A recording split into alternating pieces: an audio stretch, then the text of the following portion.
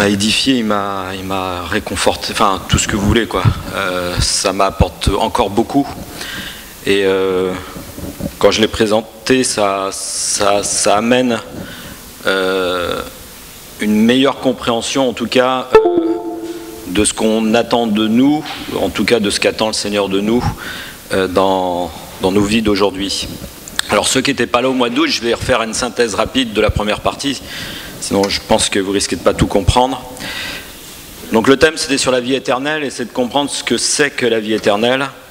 Et en fait on va utiliser 3 mots en grec, puisque dans les textes du Nouveau Testament qui est en grec, le mot vie, pour nous en français il n'y en a qu'un, mais en grec il y en a 3, parce que ça dépend de quoi on parle.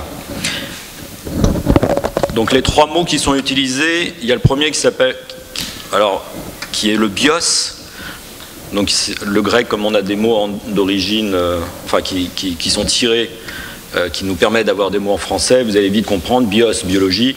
Donc le bios, c'est tout ce qui touche au corps physique, tout ce qui est, quand on parle de la vie du corps, des cellules, des os, des muscles, tout ce que vous voulez. Troisième mot, c'est le mot psyché. Donc là, on va parler plutôt de ce qu'on va appeler la conscience ou le raisonnement, la partie émotionnelle. Donc ça, c'est la vie psyché qui est utilisée aussi dans la Bible. Et un troisième, donc ça, c'est le mot qui est le plus utilisé, que Jésus utilise, puisqu'on le retrouve plus de 100 fois dans le Nouveau Testament, c'est la vie Zoé, la vie éternelle. Et là, on parle de la vie de l'esprit. Donc ces 3 vies, c'est ce qui représente notre être, pardon. On est à la fois bios, psyché et Zoé. Je vais juste mettre une parenthèse sur Zoé, c'est que la vie Zoé, ou la vie éternelle, cette partie-là, elle n'est donnée ou attribuée que pour les chrétiens. C'est-à-dire que quand on est chrétien, on est bios, psyché. Quelque part, il y a la vie Zoé, mais on ne la comprend pas. Nous, en tant que chrétiens, on la comprend, parce que la parole nous dit qu'il y a 2 conditions. Dans Jean 3, verset 16, il nous dit qu'il faut croire en celui que Dieu a envoyé sur terre. Et Jean 5, verset 24, il est dit aussi qu'il faut écouter et se nourrir de la parole. En fait, si vous voulez avoir la vie Zoé, il faut respecter cette condition, c'est de se nourrir de la parole et d'écouter la parole. On en parlait hier sur le bios et le psyché et sur le Zoé. Les 2 premiers, c'est facile quand on est même non chrétien, puisqu'on peut satisfaire les besoins du bios. Enfin, quand je dis satisfaire, c'est que vous pouvez aider votre prochain en lui donnant à manger, en l'aidant. Même les médecins aujourd'hui, ils sont là pour vous soigner le corps.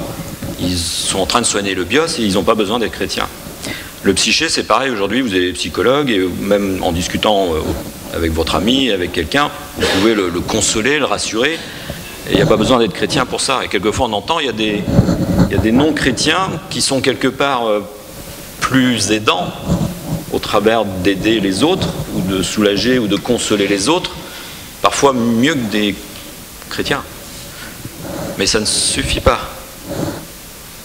Il y a autre chose qui s'appelle la vie Zoé, la vie éternelle, et on va le voir, qui a, elle, une puissance réelle et qui est très actuelle. Je disais qu'on parlait de la vie éternelle souvent comme quelque chose qui arrive après la mort, et ça c'est la conception un petit peu aussi que j'avais, on parle de la vie éternelle après la mort, mais la parole nous dit clairement que cette vie, elle est, dès que tu acceptes et que tu écoutes sa parole, les temps utilisés dans le Nouveau Testament, c'est au présent, tu as la vie Zoé.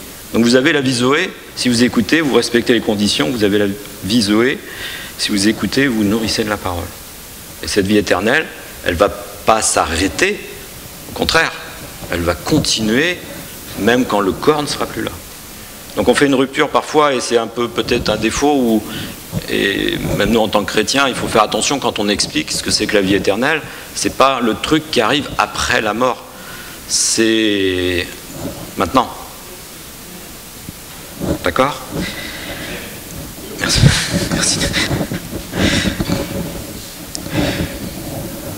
Alors, j'avais expliqué aussi que cette vie Zoé aussi, elle a une source.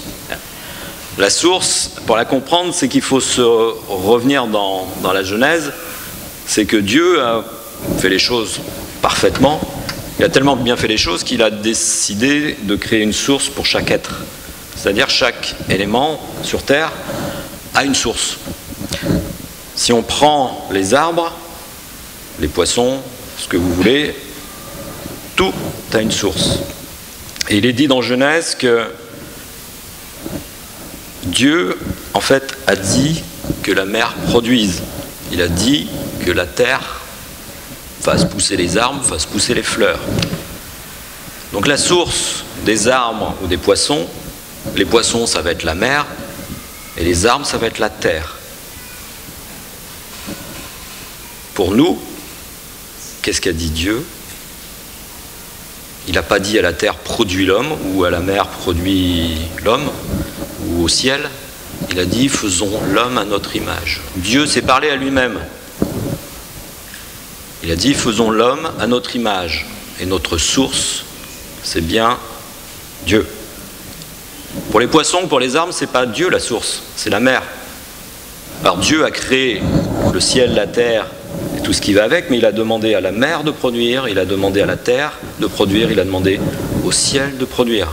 C'est pour ça que les poissons et les arbres, excusez-moi, mais ils n'ont pas d'âme, ils n'ont pas cette vie éternelle comme on pourrait certains nous le faire imaginer. Au travers de ça, si nous sommes coupés de la source, et c'est le monde d'aujourd'hui pour les non-chrétiens, et quand on dit, on voit autour de nous, les gens sont mal, sont pas bien, bah c'est comme les poissons ou comme les arbres, si vous les enlevez de leur source, bah les poissons, ça va pas se passer bien si vous les enlevez de l'eau. Les arbres, si vous les déracinez, ça va pas se passer bien non plus. Et ben nous, c'est pareil. Si on nous enlève la source, si on nous enlève Dieu, et ben ça va pas se passer forcément bien. On va être mal, on ne sait pas pourquoi, et quand vous regardez autour de vous, les gens, ils sont pas bien, mais ils savent pas pourquoi. Nous, on le sait pourquoi. Donc c'est à nous aussi de les guider et de les ramener vers la source pour que ça aille mieux. Sinon, et Dieu est très clair là-dessus, il l'a dit à Adam, quand il a parlé des fruits, si tu manges de cet arbre, tu meurs. C'est-à-dire que, puisque c'est le péché, enfin, à un moment c'est que ils se sont coupés de Dieu, Dieu leur a dit, si tu te coupes de la source, tu meurs. C'est écrit, hein, je ne l'ai pas inventé. Donc derrière, si on ne veut pas mourir, et c'est le rappel que Jésus nous fait, c'est que si on veut avoir la vie éternelle, il faut se rapprocher, il faut accepter la source. Alors Dieu nous donne cette vie à travers Jésus, et cette vie, elle a une particularité, c'est qu'elle est indestructible. Je dis ça parce que, en fait, sur Terre, et Dominique nous l'a rappelé au travers de la table, personne n'a tué Jésus. Si vous vous rappelez bien ce qui s'est passé, on a frappé son corps, on a essayé de l'humilier, le bios, le psyché, mais on ne l'a pas tué. C'est pas la lance qui l'a tué. Jésus était déjà mort avant que la lance le touche. Et Jésus nous rappelle que dans Jean 10 au verset 18, en parlant de la vie, « Personne ne me l'enlève, mais je la donne de moi-même. J'ai le pouvoir de la donner et j'ai le pouvoir de la reprendre. Tel est l'ordre que j'ai reçu de mon Père. » Donc cette vie, Zoé, elle est indestructible. Quand vous l'avez, même le diable ne peut pas y toucher. Puisque c'est Dieu lui-même. Le diable n'a pas le pouvoir sur Dieu. Ça paraît évident, mais il faut quand même se le rappeler. Par contre, le diable, il peut agir sur votre bios, ou sur votre psyché, sur votre corps, ou sur vos émotions, ou sur votre âme. Ça, oui. Ça, il a le pouvoir. Par contre, il ne pourra jamais détruire votre vie Zoé, votre vie éternelle, elle appartient à Dieu. Et Dieu nous fait grâce de cette vie divine. Et cette puissance, justement, enfin cette vie, pardon, elle a une puissance vraiment réelle. Je le disais tout à l'heure, on parle au présent. La vie éternelle, on l'a aujourd'hui, et pas demain. Et on va l'utiliser, il faut l'utiliser. Donc on va voir au quotidien comment ça fonctionne, ou comment on peut la faire fonctionner, comment on peut l'utiliser, surtout comment la libérer, pour qu'elle puisse agir. Mais, comme pour avoir la vie éternelle, il y a des conditions pour en bénéficier. Elle est un petit peu sous condition. Vous verrez, c'est pas compliqué. On va aller voir en termes d'exemple, puisque la Bible aussi donne un exemple du pouvoir de cette vie éternelle. On va aller voir dans Actes chapitre 28, et on va regarder le verset 3 et 6.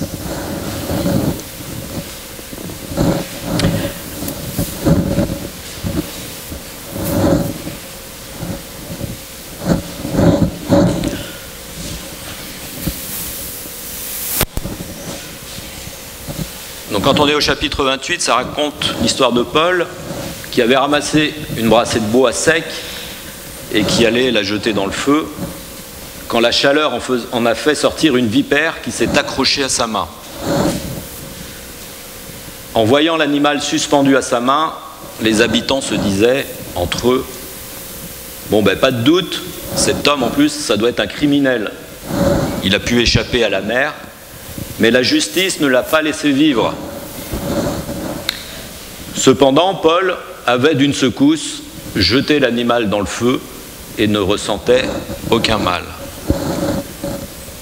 Tous s'attendaient à le voir enfler ou bien tomber subitement raide mort. Mais après une longue attente, voyant qu'il ne lui arrivait rien de fâcheux, ils ont changé d'avis et se sont mis à dire « c'est un Dieu ». C'est pas ce qui m'intéresse, c'est pas ce qu'ils ont dit à la fin. C'est surtout le comportement et ce qui s'est passé avec Paul. Paul a été piqué par une vipère. Il est mort, théoriquement. Surtout à cette époque-là, il n'y avait pas l'antidote pour le soigner. Et c'est ce que pensait la population. De toute façon, il va mourir. Il va mourir. Mais Paul, on le sent plutôt serein dans la situation où il secoue la vipère et hop. Il n'a pas enflé, pas de blessure, et surtout il n'est pas mort non plus. Paul avait cette certitude d'avoir la vie Zoé en lui, d'avoir cette puissance de la vie éternelle. Il avait deux attitudes, et on doit avoir ces deux attitudes justement quand ça touche le corps. Soit le Seigneur nous reprend, soit il nous guérit. Donc l'état d'esprit de Paul était de dire soit l'un, soit l'autre, je suis en paix.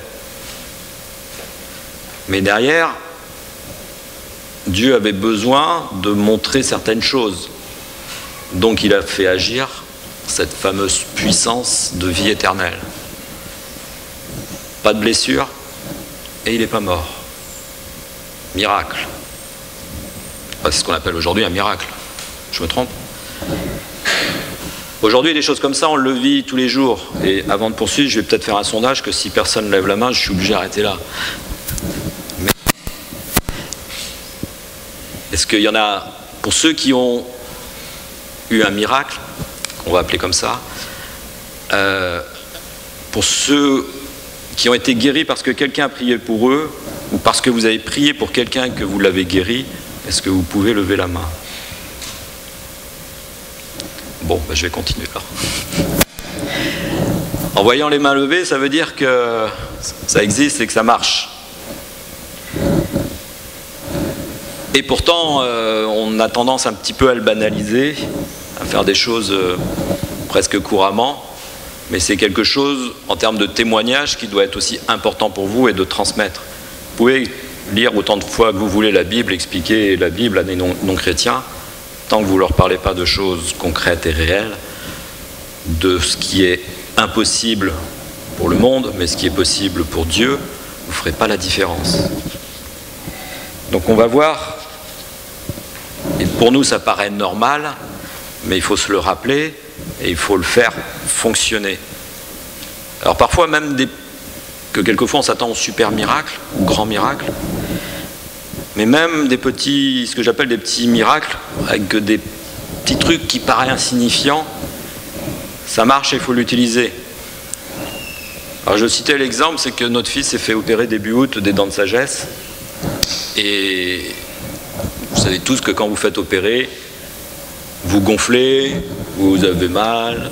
Enfin, moi, je connais pas, je me suis pas fait opérer, donc je peux pas le dire, mais en tout cas, tous ceux autour de nous, ah, tu verras, il aura un peu mal, enfin, ça va gonfler, enfin bon. Qu'est-ce qu'on a fait avant l'opération avec mon épouse et avec lui? On a prié pour lui dire, Seigneur, protège-le et voilà, fais en sorte qu'il n'ait pas mal et que tout se passe bien. Il a été opéré. Mon épouse était avec lui à l'hôpital. Ça n'a pas gonflé. Et quand on lui a demandé ça va, alors au départ il y avait l'anesthésie, donc on se disait il a pas mal, c'est normal. Mais le lendemain on lui redemandait ça va, t'as pas trop mal? Non, j'ai pas mal. Non mais t'es sûr, t'as pas mal? Bah non, j'ai pas mal. Deuxième jour, toujours pas gonflé, ou vraiment un léger gonflement, histoire, et encore, je sais même pas. Mais t'es sûr que tu n'as pas mal? Non, mais je vous dis que j'ai pas mal. Alors, nous on est en train de se dire, mais c'est pas normal qu'il ait pas mal. Enfin, comment ça se fait? Tout le monde nous a dit, même les médecins, bon, il va avoir un peu mal, on vous donne des trucs pour pas qu'il ait mal. Et lui, il nous dit, bah non, j'ai pas mal. Et en fait, avec mon épouse, on avait oublié qu'on avait prié pour ça. Enfin, on s'en est rappelé après. On avait prière insignifiante. Ben là, on avait prié pour ça et le Seigneur a fait. On prie pour qu'il ait pas mal. Le Seigneur a répondu, il a pas mal. Et nous, on voulait qu'il ait mal. Enfin, vous trouvez que c'était pas normal qu'il ait pas mal. Il y a un truc. Donc, n'oubliez pas, comme nous dans les prières, que parfois, ce que vous avez prié, le Seigneur y répond. Donc notre vie éternelle, effectivement, elle peut agir sur notre corps. Nous, on a prié pour notre fils, mais on peut aussi, et certains aussi ont des exemples, on peut prier pour que le Seigneur agisse sur nos propres corps. Et c'est fait aussi puisque Paul a pu prier certainement quand la vipère l'a piqué, de façon à ce que le Seigneur puisse effectivement agir au travers de cette vie Zoé, de cette vie éternelle. On peut prier pour nous, mais aussi penser à prier aussi pour les autres. On va le voir, donc comment la libérer. On va aller venir à Jean 12, chapitre 24-26, et on va servir d'un exemple qui s'appelle le grain de blé.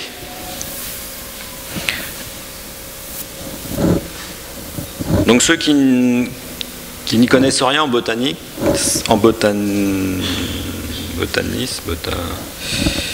enfin l'étude des plantes, botatique, voilà, cherchez la fin. Dans une toute petite graine, vous avez énormément de choses. Vous avez en fait toute l'ADN d'un arbre ou d'une plante. Quand vous prenez un chêne dans le gland, vous avez la forme des feuilles, la couleur des feuilles, la forme de l'arbre. Vous avez aussi l'énergie qui est nécessaire à produire cette plante. Donc dans un tout petit truc là, comme ça, là, vous pouvez avoir énormément de choses. Mais par contre, qu'est-ce que doit faire cette graine ou ce grain? Donc là, c'est l'exemple du grain de blé. Qu'est-ce que doit faire ce grain de blé pour produire? Il doit tomber au sol, mais c'est surtout qu'il doit se briser pour manifester sa vie. S'il ne se brise pas, il ne se passe rien. La graine, vous pouvez la mettre par terre. Si jamais la graine ne se brise pas, il ne se passera rien. Elle ne poussera pas. Donc le grain a besoin d'être brisé, a besoin d'être mis en terre. Après, je vous passe dans... Effectivement, il y a les paraboles de dans quel type de terre on peut tomber. Ça, vous avez tous compris pourquoi, là où il fallait tomber. Mais en tout cas, la graine, il faut qu'elle soit brisée pour produire du fruit. Si elle n'est pas brisée, elle ne produit pas. Alors briser, c'est pareil. Si nous ne sommes pas brisés, nous n'allons pas produire de fruits. Alors, le terme brisé dans le monde, il est péjoratif, il est négatif. Pour Dieu, le mot brisé, il est positif. Ma foi doit être entière. Ça veut dire que mon raisonnement, mon fonctionnement doit être brisé et je dois faire entièrement confiance à Dieu. Et là, je vais produire du fruit. Si vous refusez, si vous vous bloquez au raisonnement ou parce que oui, mais ça c'est la théorie de machin et que je ne crois pas en Dieu X. Tant que vous êtes dans cette situation, vous ne pouvez pas produire de fruits.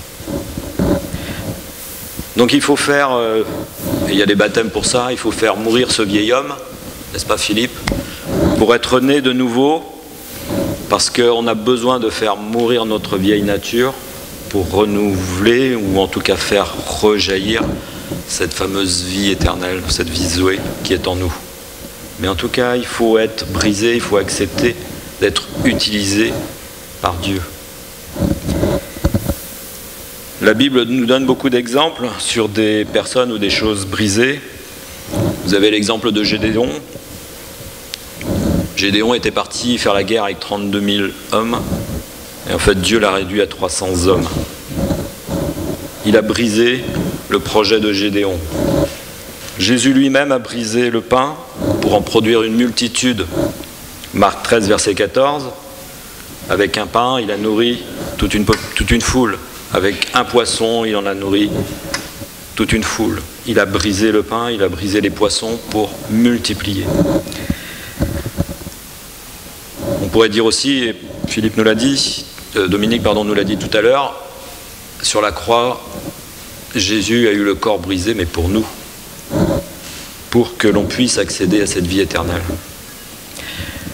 Donc quand nous acceptons dans notre cœur et avec foi, sincérité de croire, de se nourrir de la parole, de s'abandonner pour les autres, alors l'Esprit nous permet d'être en relation, et ça va dans les deux sens, avec Dieu, d'interagir avec lui et surtout d'écouter sa voix. Et j'insiste bien, ça fonctionne dans les deux sens. Jean 4 nous dit « Adore en esprit et en vérité ». Donc sur les trois parties, on a bien le bios qui, puisqu'on est tout le temps en relation avec les choses, le bios interagit avec le monde extérieur. Nous avons les 5 sens. Le goût, le toucher, ainsi de suite. En fonction de ce que je goûte, ça me donne une perception. En fonction de ce que je vois, ça me donne une perception. Notre corps envoie des informations de différentes façons pour expliquer au corps ce qui se passe. Et si à un moment ça sent la fumée et ça sent le feu, ça veut dire qu'il vaut mieux... Par contre, à l'inverse, une bonne odeur, ça veut dire que c'est l'heure du déjeuner. Ça, c'est l'estomac qui parle. Mais ça en fait partie. Donc le corps est tout le temps en interaction avec le monde extérieur. On n'a pas besoin quelquefois de se parler, il suffit qu'on se regarde. On est toujours en interaction. Le psyché aussi, lui, reçoit donc les informations, et là on est purement... Le corps, lui, n'analyse rien. Il envoie des informations, et c'est le corps, le psyché, qui va analyser, qui va dire oui, non, oui, non. C'est un petit peu binaire, hein, oui, non, oui, non, oui, non. J'en fais ça, j'en fais pas ça, j'aime pas, ou j'aime, ou ainsi de suite. Mais c'est là où il va y avoir un petit peu d'analyse. Et le psyché est en contact avec ça et va déterminer si ça lui plaît ou ça lui plaît pas. Mais le psyché, il est surtout en contact avec soi-même. On est toujours en train de se dire... ouais, mais moi, est-ce que ça me plaît? Moi, est-ce que j'ai envie? Moi. Est-ce que c'est ma volonté? Est-ce que c'est mes émotions? Est-ce que c'est mon intelligence? Il y a une célèbre phrase qui dit « Je pense, donc je suis ». À la différence avec l'esprit, c'est que c'est Dieu qui vient habiter en nous. Et seul l'esprit reçoit la présence de Dieu. Le corps et l'âme, c'est pour ça que c'est un petit peu la différence avec des non-chrétiens, c'est qu'ils peuvent vivre, bios, corps et âme, mais avec un truc qui manque, mais ça ne les empêche pas de vivre autour de nous. Mais cette vie éternelle, elle doit se manifester, elle doit passer par l'âme pour être acceptée, se soumettre et ensuite passer dans le corps.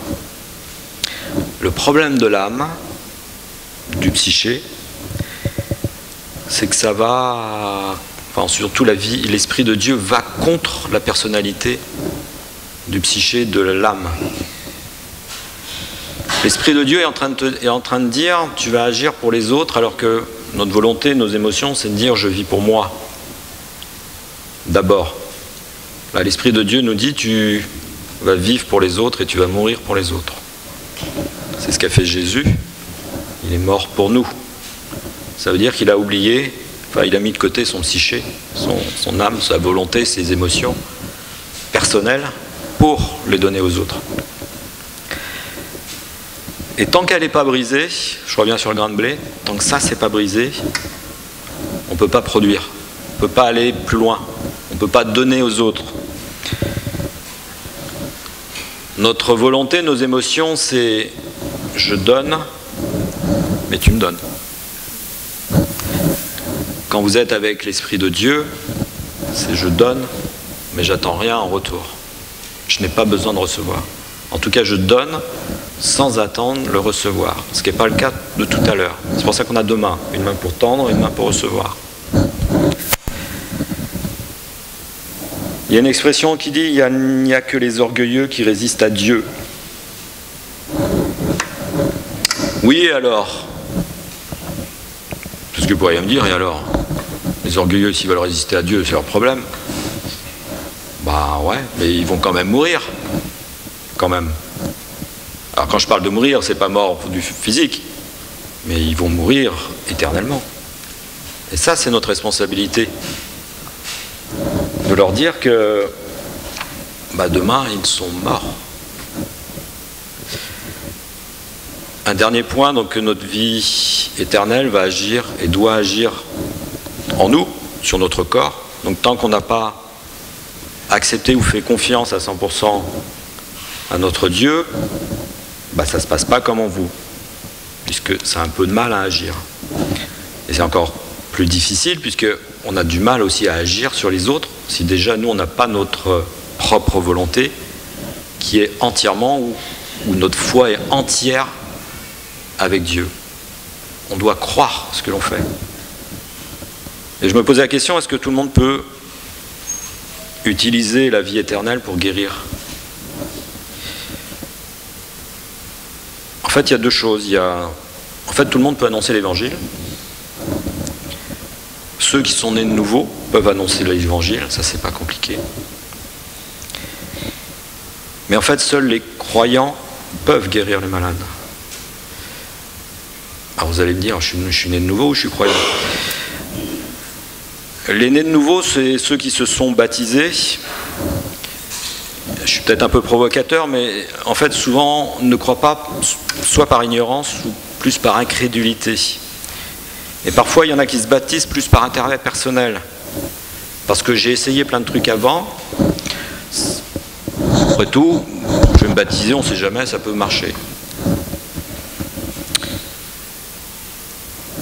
Et j'ai entendu des fois, ça ne peut pas faire de mal.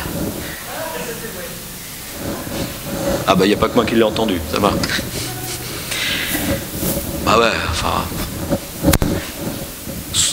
Même si l'eau est froide, n'est-ce pas Philippe? Après tout, ça ne fait pas de mal. Mais en fait, au bout de quelques années, si vous êtes dans cette attitude-là, si vous êtes fait baptiser plus par intérêt, et sans vraiment croire, en fait, beaucoup abandonnent. Alors, et encore, je suis généreux quand je dis quelques années, quelquefois, c'est même quelques mois.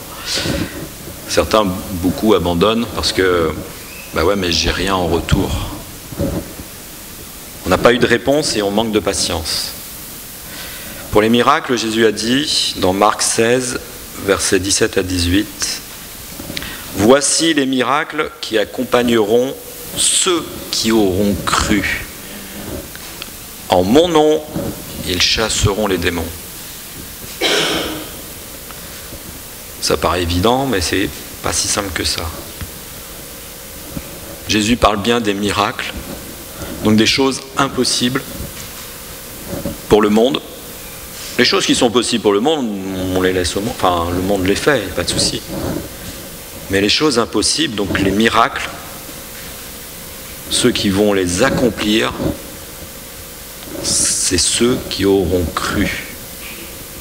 Si vous commencez à prier avec quelqu'un et que vous êtes en train de se dire « m'étonnerait que ça marche », ça ne marchera pas. La parole, en parlant de la Bible, Dieu accompagne les miracles. C'est elle qui produit en fait le miraculeux. Et l'Esprit, lui, est toujours à l'écoute et toujours en relation directe avec Jésus. On le dit souvent, mais mes prières, il ne se passe rien. Et si vous croyez, vos prières, elles ne vont pas nulle part, elles ne s'évaporent pas comme ça. Je me rappelais la semaine dernière où mon épouse en avait parlé une fois. Toutes nos prières sont récoltées dans un vase d'or. Toutes nos prières. Et en fait, celui qui va opérer, c'est pas vous. Opérer, pardon. Oui, comme je parle de médecin, je fais attention aux mots, mais on n'est pas en train d'opérer. Celui qui va agir, le miracle, qui va faire le miracle, c'est pas nous. C'est pas moi. C'est Jésus au travers de nous qui va agir. C'est pour cela, quand on prie ou quand on parle à quelqu'un, surtout quand on ne la connaît pas ou peu, il faut vraiment donner une parole de foi qui est pleine et entière. Et pas pour, excusez-moi les mots, mais pas pour la décoration. Je ne suis pas dans la rue en disant tiens, je vais prier pour toi, alors qu'on a même, enfin c'est pas qu'on n'a pas envie, mais qu'on n'est même pas convaincu. Ou qu'on le fait parce que ça fait bien. Non, il faut le faire avec une foi pleine, entière. Si vous avez un doute, faites-le pas. Enfin, pas la peine de le faire.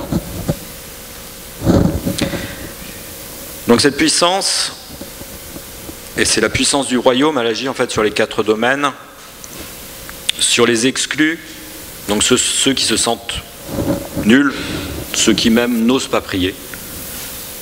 Vous avez des gens, même chrétiens aujourd'hui, qui n'osent pas prier pour eux, parce qu'ils se sentent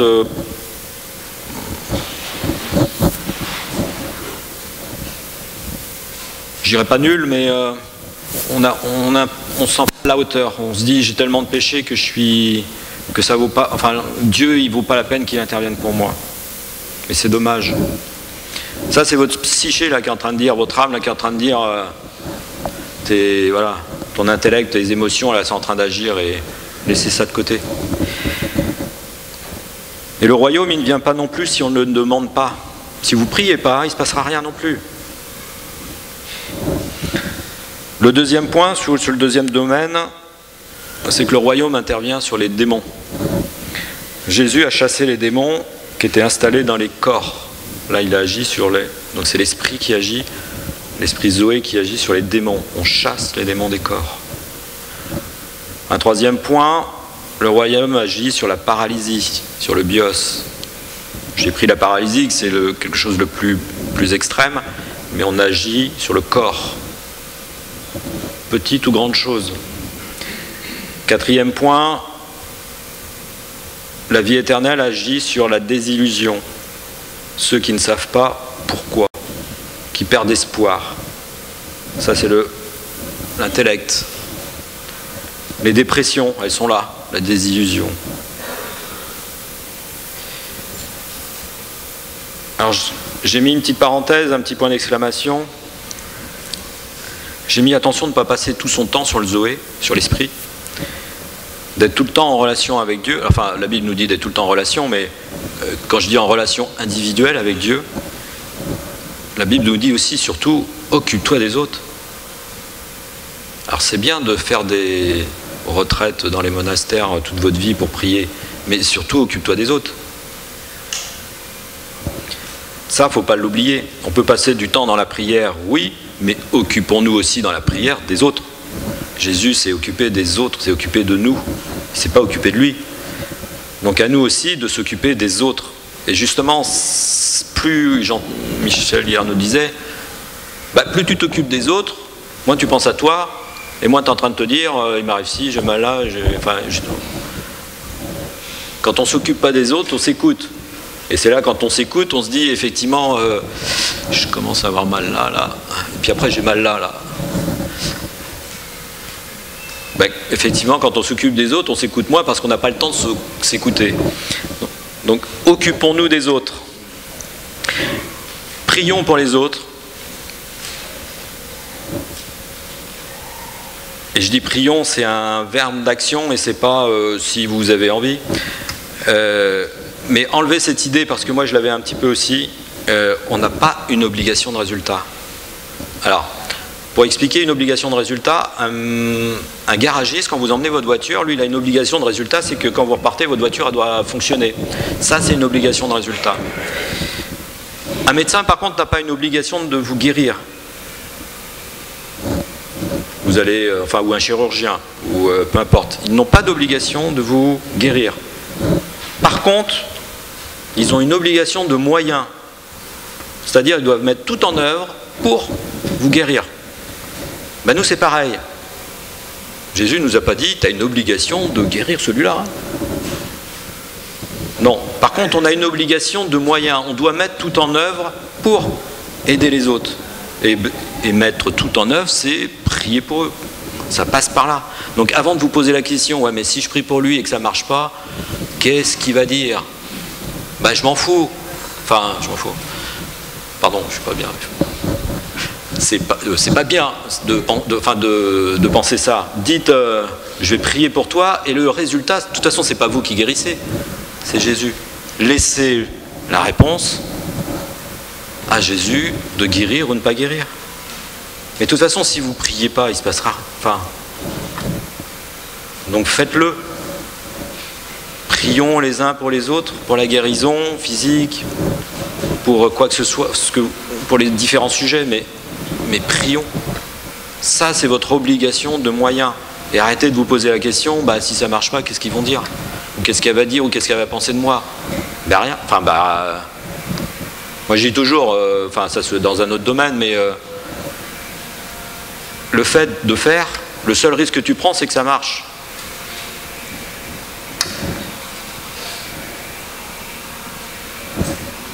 Plutôt que de dire ça ne va pas marcher. Donc quand vous allez prier, le seul risque que vous allez prendre, c'est que ça marche. Que de toute façon, avec un non-chrétien, il va vous regarder en faisant « Vas-y, enfin, tu peux prier, mais de toute façon, je sais que ça ne va pas marcher. » Donc de toute façon, comme il le pense, allez-y. Hein. Mais c'est surtout le jour où ça marche, quoi. Quel meilleur exemple quand la guérison ou quand la réponse à vos prières fonctionne. Là, il n'y a pas besoin de faire d'études, d'expliquer en long, en large la parole de Dieu. Là, la personne va le vivre. Et les meilleures conversions, c'est ça. Et moi, je dis de toute façon, ce que je disais tout à l'heure, si on ne fait rien, il ne se passera rien. Mais surtout, ne laissons pas la place au diable. Parce qu'aujourd'hui, le problème, il est là. C'est qu'on laisse trop la place. Comme on a pas la trouille, mais comme on se dit, ouais, mais ça va pas marcher, on le fait pas. Et qu'est-ce que fait le diable? Lui, il arrive. Hein. Et ça, il va le faire. Alors, différentes d'autres formes. Hein. Mais aujourd'hui, on a... moi, je vois, là où on habite, sur Léron, j'avais un panneau qui disait ici, don spirituel pour la guérison. Bah ouais, le diable lui l'affiche clairement, moi je peux te guérir, hein. No problème. Il y a d'autres aussi techniques, les zen attitudes et ainsi de suite. Enfin, aujourd'hui, on entend que ça. On entend que ça. Vous voulez aller bien? Venez me voir, on a des solutions de zen, relaxation, on va parler aux arbres et ainsi de suite. Là. On laisse la place au diable. Parce que nous, derrière, ouais, mais si ça marche pas... Ne laissons surtout pas la place au diable. Quand on est face à quelqu'un, même un non-chrétien, ne laissons pas la place. Surtout quand vous l'entendez dire, j'ai essayé ci, je suis allé voir qu'on appelle ça là, un rebouteux, un enleveur de feu, un chaman, ce que vous... voilà, là, il y en a. Hein. Et en plus, ils ont déjà essayé pas mal de choses. Donc, quand vous êtes face à des personnes comme ça, mais priez pas pour elles.